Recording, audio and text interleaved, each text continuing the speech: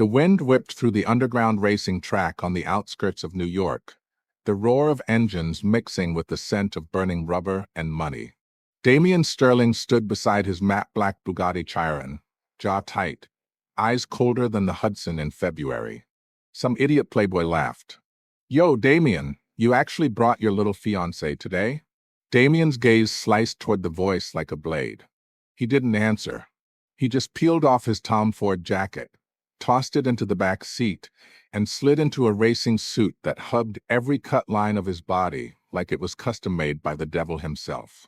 Because it was. I stepped in front of him before he could shut the door. "Damien." He froze, one hand on the roof, those storm-gray eyes locking onto mine. Mr. Sterling Sr. said no more racing. He stared at me for 3 heartbeats. Then the corner of his mouth curved, cruel, mocking, perfect. "You really think you can control me, little wife?" I didn't flinch. "Hit me then." I tipped my chin up, exposing my throat on purpose. The crowd around us stopped breathing. Damien's eyes darkened. A humorless laugh rumbled in his chest. Before I could blink, he bent, scooped me up like I weighed nothing, and actually tossed, me into the passenger seat of the Chiron. The door slammed. "Since you want to manage me so badly," he growled through the open window, "manage this." The engine snarled to life. Tires screamed. We shot forward like a bullet. He took the first turn at 180 miles per hour.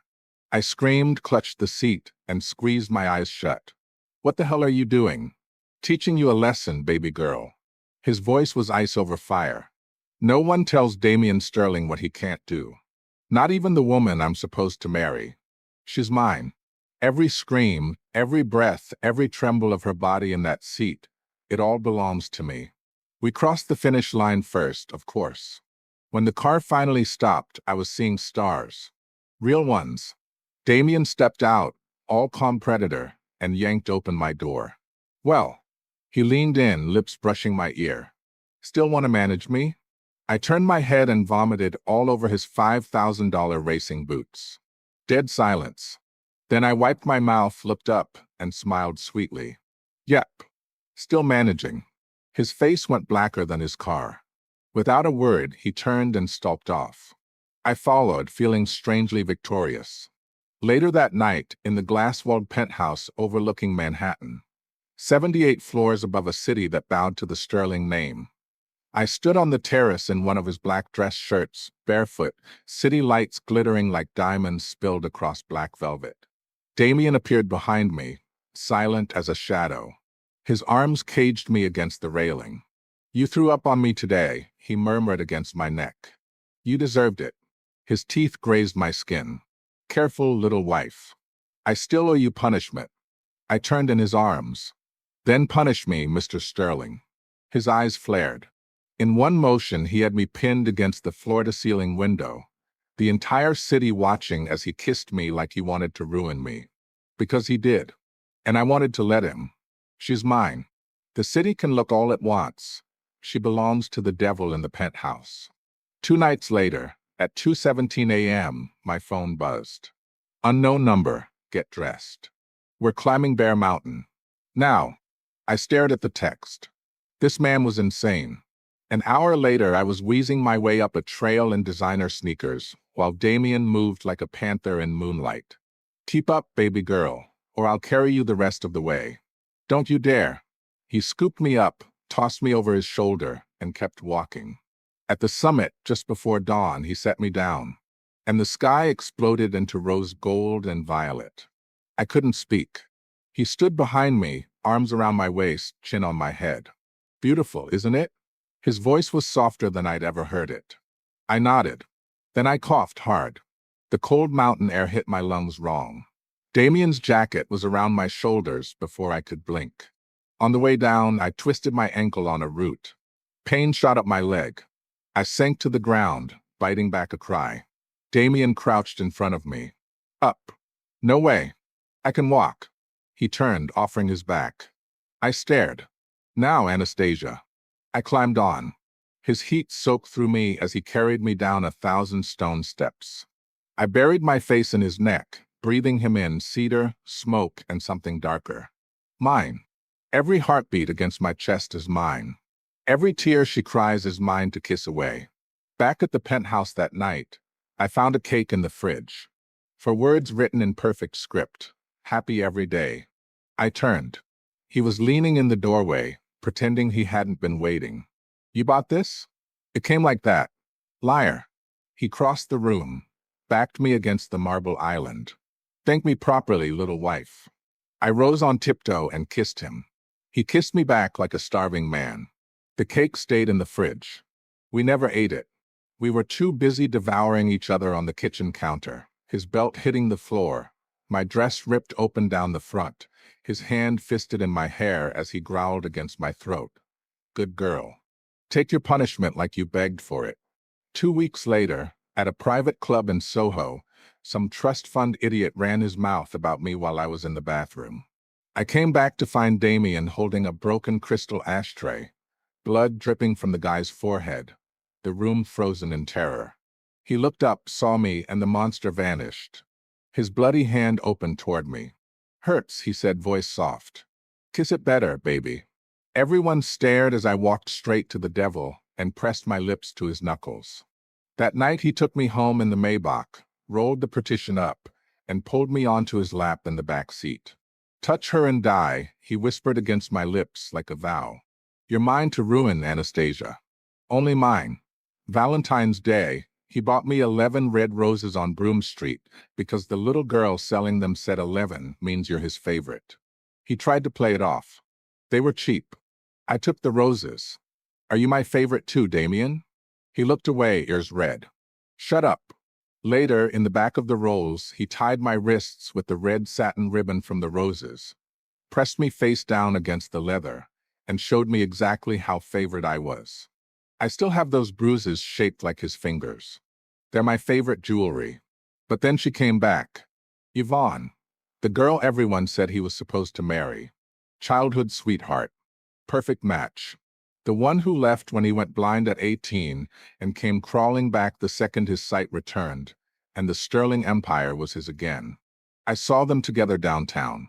She kissed his cheek. He didn't push her away. Something inside me cracked. I started avoiding him. He noticed on day 4. I came home at 3 a.m. The penthouse was dark.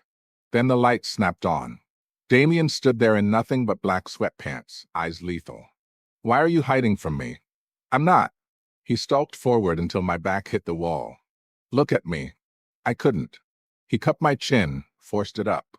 Whatever she told you, it's bullshit. You let her kiss you. I let her think she still matters. His thumb brushed my lower lip.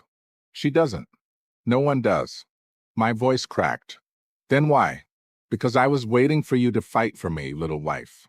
He leaned in, breath hot against my ear. Fight dirty. I like you mean. I shoved him.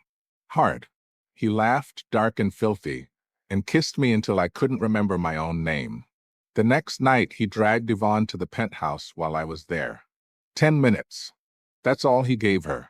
She told me everything. How she abandoned him when he was blind. How she came back for the money. How she thought she could win him again. Damien walked in right as she finished. Get out. Yvonne smiled. We're not done. He stepped forward, voice lethal quiet. Leave before I have you removed in pieces. She left. Then he turned to me. So we're just friends? He asked, repeating what I'd stammered earlier. I opened my mouth. He didn't let me answer. He picked me up, threw me on the couch, and kissed me until my legs shook. Friends don't kiss like this, he growled against my mouth. Say it. I wrapped my legs around his waist. Say you're mine. I'm yours, I breathed. I was always yours. He smiled, slow, possessive, world-ending. Good girl. Later, in the red room he had built on the top floor of the penthouse.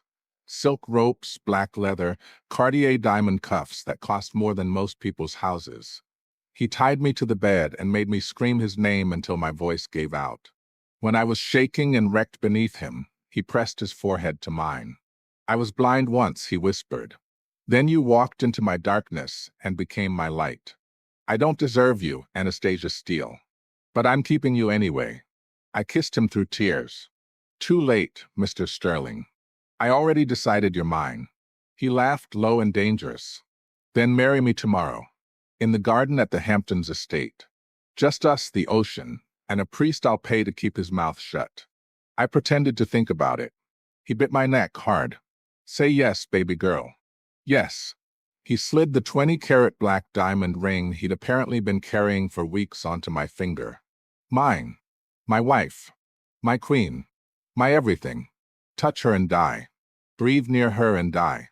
Look at her too long, and I'll carve your eyes out with a smile. The wedding was 48 hours later. I wore vintage Van Cleef couture. He wore black Armani and a smile that promised a lifetime of sin.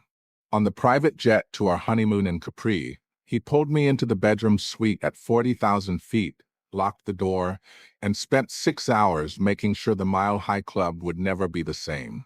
9 weeks later, back in the Manhattan penthouse, I threw up in the marble sink again. Damien barged in, eyes wild. What's wrong? I turned, holding the test. 2 pink lines. He stared. Then he dropped to his knees in front of me, pressed his face to my stomach, and whispered against my skin. Hello, little air. I threaded my fingers through his hair. You're going to be the most overprotective father in history, aren't you? He looked up, eyes shining with something dangerous and soft all at once. Damn right. He'll have my name, my blood, and my protection. Anyone who even thinks about hurting either of you won't live long enough to regret it. I smiled. Or she. He kissed my stomach again. Or she. Then I'll burn the world down teaching her no one touches what's mine. I laughed through happy tears. Damien Sterling, billionaire CEO, obsessive alpha male, possessive husband, dark romance incarnate, stood up, cupped my face, and kissed me slow and deep. I love you, Anastasia Sterling, he said against my lips. You own me. Every dark, broken, monstrous piece. I kissed him back. And I love you, Damien. Every dangerous, jealous, perfect inch. He smiled, slow, sinful forever. Good girl.